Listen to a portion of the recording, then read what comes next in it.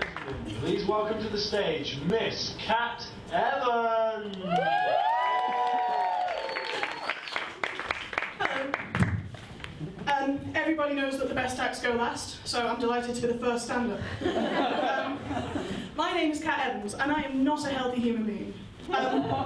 Aside from the blatantly obvious, I'm aware I don't so much have abs as a sort of Dorito storage space. It's funny because it's true. I do have a number of ailments. For example, I have bipolar disorder. Now, when you tell people you have bipolar disorder, their reactions tend to fall into one of two categories. Either they go, Stephen Fry has bipolar disorder. Stephen Fry's really clever, she must be well smart. Or they go, Stacey from EastEnders has bipolar disorder. Slag.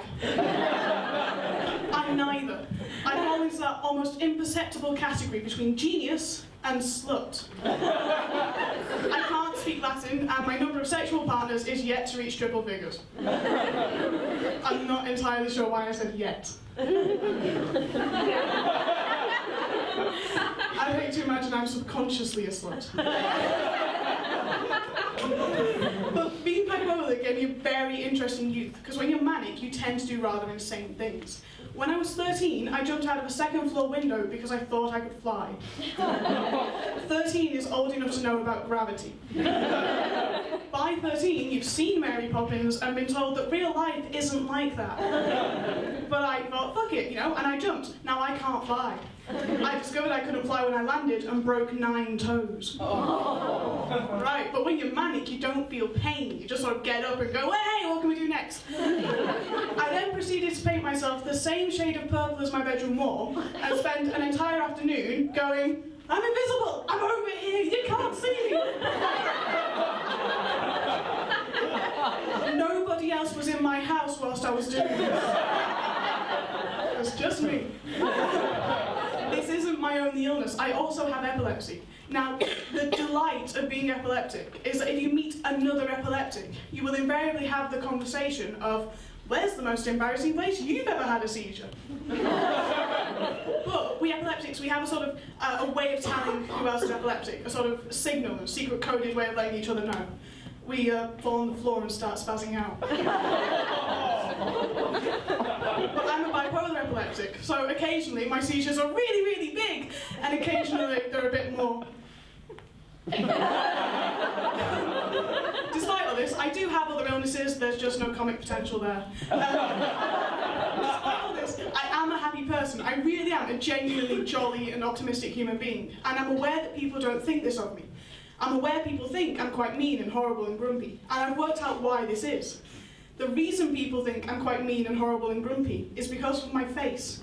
It's funny because it's true. Because my resting face, my sort of non-animated, non-acting face, is this.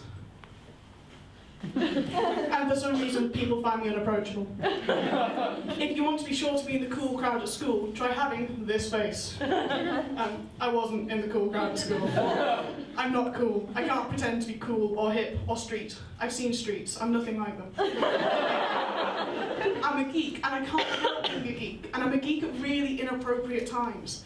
And I've learned that correcting someone's grammar midway through an argument never helps the situation. I learned this at school when a girl in my year, genuinely true, a girl in my year used tuna in sex so that her boyfriend could eat whilst eating her out.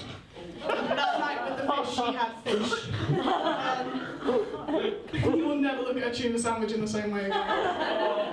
Oh, the jokes about the mental illness were perfectly funny. The fish pun, one step too far. We got told this and we were taking the piss. Of course we were taking the piss. She used tuna. How did she feed her cat that night? Did her pussy go hungry? I don't know, I'm ashamed of myself too. We were taking the piss, and a girl who was a friend of Tuna Girl, and Tuna Girl is a Marvel comic I would read. A girl who was a friend of Tuna Girl felt obligated to defend Tuna Girl in her absence. So she stood up and started shouting at me, and started saying, oh my god, you bitch, what the fuck would you know about it? I bet you a fucking virgin. A fucking virgin.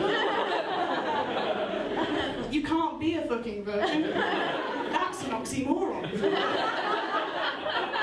I turned to this girl and in this patronising tone of voice said, "My dear, if you are a fucking virgin, you're doing it wrong.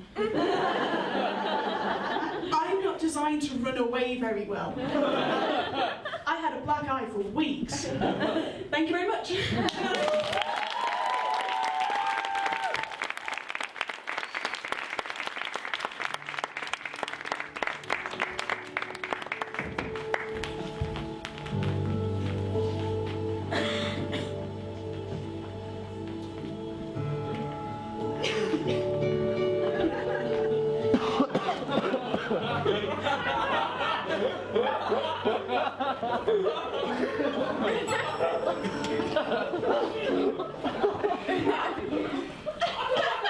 Once upon a time, there was a little girl who dreamed of becoming a princess. She had